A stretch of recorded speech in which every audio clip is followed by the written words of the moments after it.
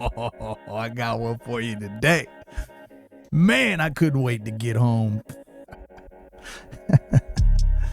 Oh, shit. One of the biggest obstacles I think we have as humans is choosing the right partner. If you choose the wrong person, your life changes forever. Learning to drive, learning to walk, learning to fly jet, learning to save money, learning to run a business, get a PhD and be a doctor or a brain surgeon. All of those things are difficult, but choosing your partner in life, I don't think anything can compete with the challenge of that and the obstacles that comes with. At a young age, these expectations that we have for these young folks, man, to be able to go out and be like, oh yeah, go get married, have kids, white picket fence, travel the world, congregate on holidays, be a businessman, come home, your wife takes care of the kids, and that's not our society. And today, these young people just run free and fly however they want and still call their relationship a marriage. And you got older people acting the same way because they ain't never grow up. There's this gym I go to about 3 times a week. There's older gentlemen in there. We do physical therapy. Some of them play racquetball, the functional fitness gym that's in there. And they got some stuff in there that's good for you if you've got injuries. Afterwards, we all consolidate and go into the big steam room or the sauna. And that's where all the conversating starts, right? You're not just going to sit there and stare at each other, right? This is where grown men talk about life and experiences and talk about family and talk about business. And maybe there's an opportunity to make a connection with somebody in there or something, you know? So that's what we do. We network. Today's crowd had me wanting to run up out of there. Because every one of them were talking about their wives like as if their wives had all the control and they didn't have no control and their lives were over. And I didn't want to hear that. I don't want to see that. I don't want to see other men at their lowest at that age. You just spent 30 years breaking bread for your family, busting your back, all these injuries you got. Look how they've been living and you get no respect. Haven't you just been the caretaker and the breadwinner of your family and building a foundation and buying them a home and putting them through school, your kids and your wife, and everybody just disrespects you like that, man? Why? At least, why do you allow that? Why are you sitting there still talking about it? You should have already walked out and tore that contract in half and threw that shit on the ground and walked away and said, I'm out. 60, 70, 80 years old. I don't care. You crazy? Especially if somebody treating you like that. Stop it. So I'm sitting there in this sauna and there's older gentlemen, different nationalities, different ages, different experiences. So it's always fun for me, man, because I feel like I'm the young guy in there, even though I'm probably just right behind them. But there's always some sort of conversation going on in there that I love to be a part of. So these guys are in there and the conversation started to go to your typical, okay, you're married. Yeah, I'm married. How long you been married? Hey, what's going on with you? These type of things, banter going back and forth, your basic complaints about wives, which you don't hear me doing a lot because they ain't got much to complain about. It's not that they're in bad relationships. It's that they make bad decisions. I hear them complaining, man. I hear these guys, my wife don't this and my wife don't that. I just come over here so I can get away from her. And when I go home, I can't sit down. She'll ask me to do something and I don't want to do it. Wait a minute. Hold on a second. Didn't you just do 20 to 30 years in whatever career field that you were in? Weren't you successful at it? Did you not build a homestead for your family? Did you put food on the table? Did you provide them with the resources they needed to be safe, secure, and successful? Did your family look at you for all things that come with fatherhood and husbandhood and the things that come with being a patriarch of your family? So why are you having these issues, man? If you choose the wrong person, your life changes forever. That's it. You dictated the trajectory of your life. At that moment when you say, I do, or I get somebody pregnant, now I'm connected forever, man. You got to be more disciplined because you're not mature enough when you make that decision. You look at society, you look at the people around you, and maybe you have something like that going on in your house, and that's probably why it's replicating itself and this generational stuff that's happening. But being a good man doesn't mean being a doormat. But I'm sitting in this sauna and I'm hearing all these guys talk like that. They're in their 40s, 50s, 60s, and they're talking like that. A walking doormat, and they're built like one too at the same time, just flat. Like somebody's been pounding and pounding and walking on them for 40 years. They never set no boundaries. They never established and set parameters. They never had the conversation. They never sat across from that person or side by side with that person before they made this decision to say, I trust you with my life. I trust you with my emotions. I trust you with my vision, and yours is safe with me. And we're going to dance this dance together. And if anything goes wrong, we have to go sit back down at the table and redraw out our plans and make sure that we're still compatible. So we need to renegotiate this contract. And it might mean that we got to tear it in half, shake hands and walk away. You can't do that. You can't do that. Why? Because you don't think with this. You think with that. And that's okay. Walking around like this all day long. That's why the expectation for us to make that decision at an early age is unfair.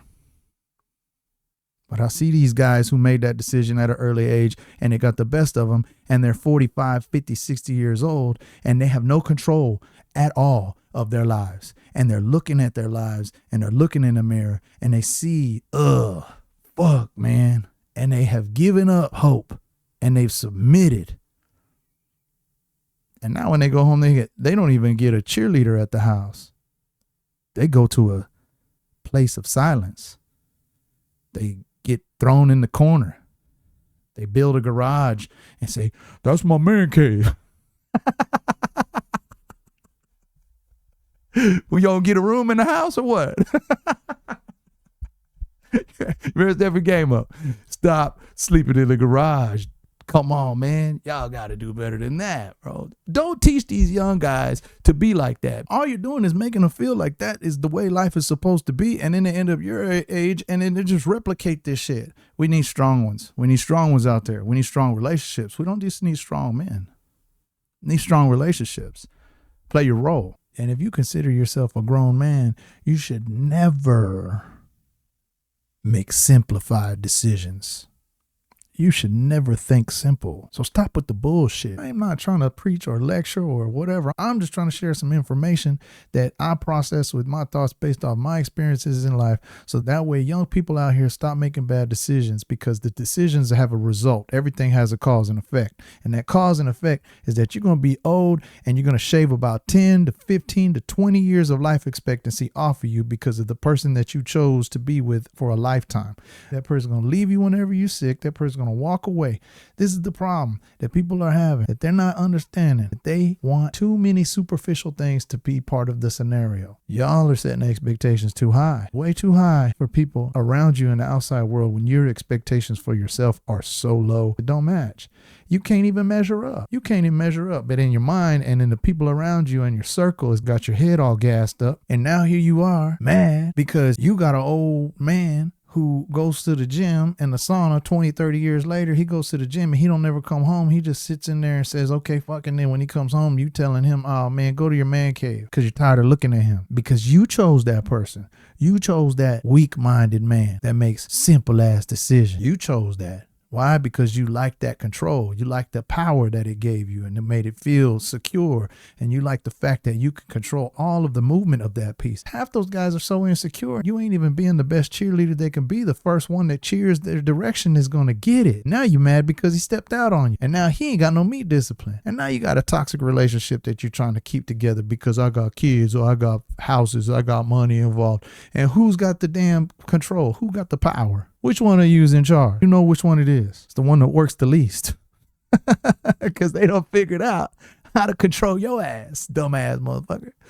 I've got quite a few young adults that call me every day, both genders, all nationalities, all the time asking me questions like this. And this is the way they get the answer. This is why I decided to do this. You never know what kind of question they're going to be asking me. And this today was one of those things where I hear this all the time. Young people are always calling me, asking me about this kind of stuff. They're going to hear the truth from me, just like I'm telling you the truth, at least from my own spectrum of truth. I'm not sorry about it. Take it or leave it.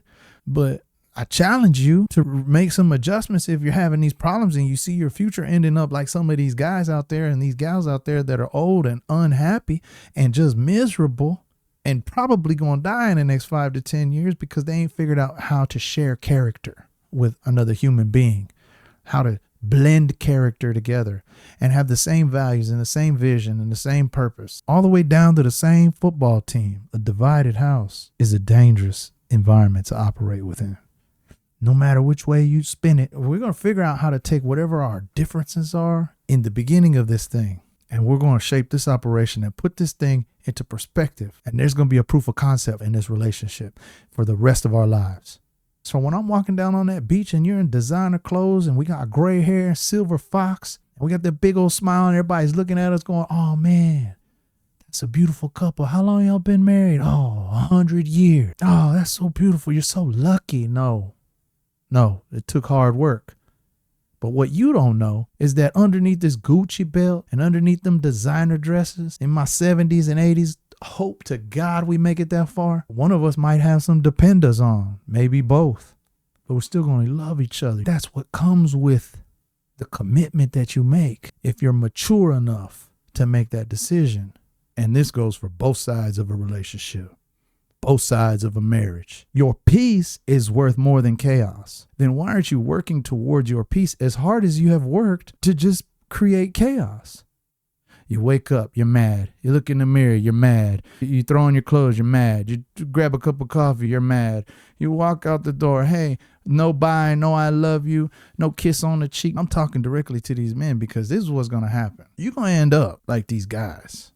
This shit right here will shave decades off of your life expectancy.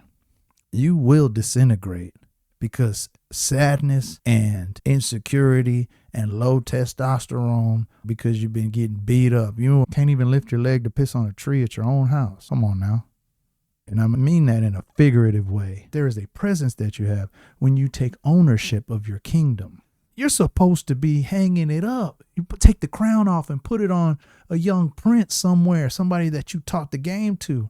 Now I can retire and relax and walk hand in hand with the wife that I've had all these years, that we decided to set high standards for one another and teach each other how to treat each other over time and not compromise those expectations that we laid for one another. The expectations that you have of yourself have to be higher than the expectations that you have of the world and the people around you, even the partner that you pick.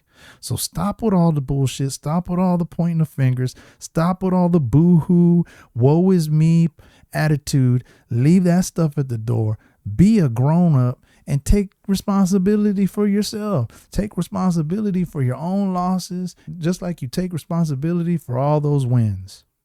And that was one of the reasons why I retired, because the mentality of the leaders that were to my left and right and above, and even one step below, they were always trying to find no. Here's the mission. Here's our responsibilities. And then you had a whole bunch of no around you. And I'm like, hey, man, we got to figure it out. But I started to think, man, why are these guys so fixated on bucking the system? That's why I try to stay away from them family events. You go to someone's house and you realize that this guy who's been running around barking orders at people all day long and being a complete asshole and treating everybody like shit goes home and gets treated like that by his wife. I don't care how long your day was. Get in the garage. Go to your man cave. You made a bad decision. And this is the result of those bad decisions. So for you guys out there that are trying to rush this shit, slow down.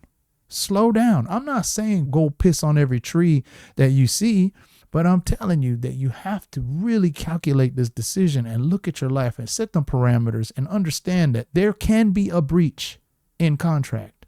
Just because you sat down with somebody and agreed to be the caretaker of their emotions and be the caretaker of their insecurities and be the caretaker of all their problems, just because you agreed to do that doesn't mean that they could take advantage of you and walk on you and step on you like a doormat, wipe their feet all over you with no repercussion. There has to be a point where you sit down and you go, okay, it's time to renegotiate this contract. Because in the beginning of this thing, these were the parameters that were set. These were the standards that we decided to live by. And if you can't make a commitment that is as strong as that with one another, then you're not mature enough for love, and you need to run your life like a business, every relationship. And that's why some people, it should take longer than just, oh, I'm 25. Come on, time to get married. Where my grandkids at? I ain't got none. Thank God I ain't have none yet. I got a 25 who's about to be 26 and a 24-year-old. I know their day is coming, but I'm proud that they get to make those moves slowly but surely because they got an old man that will talk shit all day long. This is what I do with my own kids. I tell them nothing but what I know from my own truth spectrum. If they listen, they listen. They take it or leave it. But so far, so good. And this is Damon Alexander Fonzalowski, man. My thoughts are just my thoughts, man. But it's always a blessing to be able to share them with you.